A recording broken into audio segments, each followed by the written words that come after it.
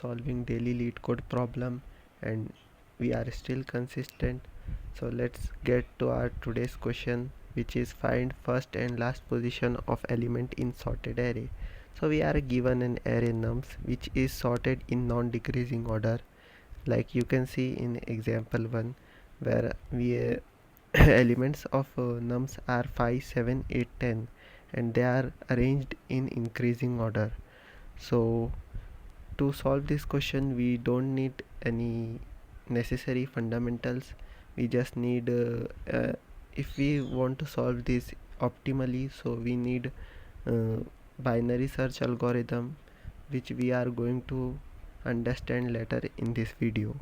As you can see at last here, it's written that you must write an algorithm with big O of log n runtime complexity. Whenever you will hear this word big O of log n time complexity, first thing that should come in your mind should be binary search algorithm for searching any element in array or something. So let's see how we are going to get to the solution. So first of all, we we will understand how we will do it brute forcefully, or we can say linearly. So first of all, we are given an array which I have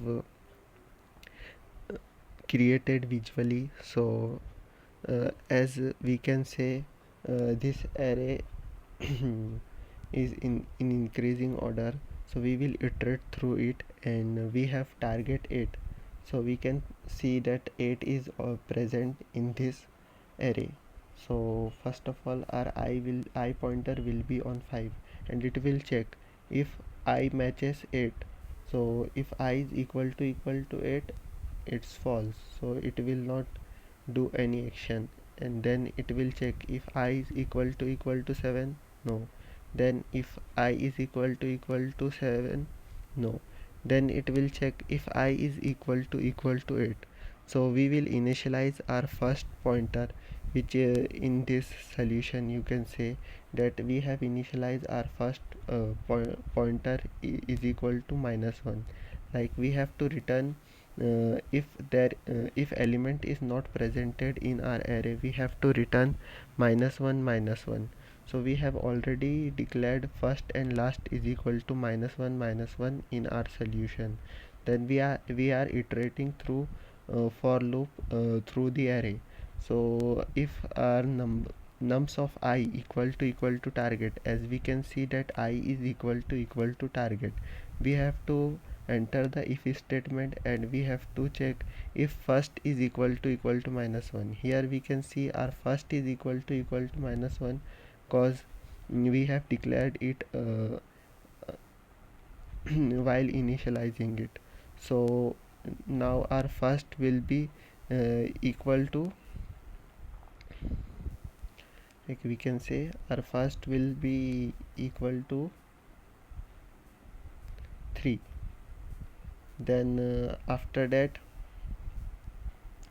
um, our loop will not stop iterating, it will keep iterating. Then I will be shifted to next pointer, and then after that we can see our last, which is second pointer, we have to point it to the I, like at the last index. If the here we would have 8, like if we would be having 8 here, then I will shift to this 8, and our last pointer will be indicating to this I. But as we can see, this index does not contain 8, so there is 10, so our last pointer will be indicating to this index, which is 4. So in solution we will be getting 3 and 4. As you can see in our first example, here we are getting 3 and 4. So uh, and we have already initialized our first and last pointer -1. So if we don't get our solution or target in our array, so we will be returning minus 1, and else, like if there is like no element in array, then it will be returning minus 1. So after that we have to learn what is binary search algorithm and how does it works and how efficiently we can get answer to our problem. And basically binary search algorithm is very important if you are preparing for any interview. You can be asked, what is binary search algorithm, and you have to explain it. So to understand binary search algorithm, we are going to use our two pointers, which are r and left r and l, which indicates right and left.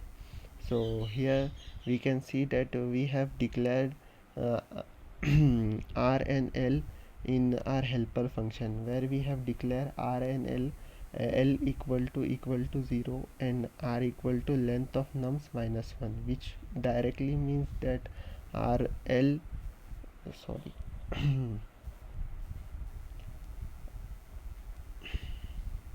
our L is indicating to our 0th index, and our I is indicating to uh, our L is indicating to 0th index, and our R is indicating to last index of our um,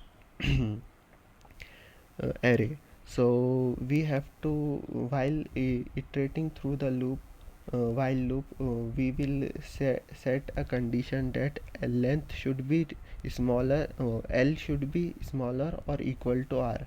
Like if this L will be bigger than R will be here after some and iteration, and L will be bigger than R, then it will go to an infinite loop, which is going to give us uh, time limitation error. So to avoid that, we have to put our condition as our L should be less than or equal to R. So for with that said, we will start uh, solving this question with binary search algorithm. So this is how our binary search algorithm is going to work.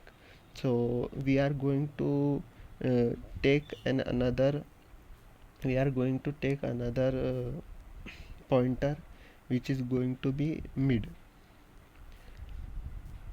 which I am indicating with M.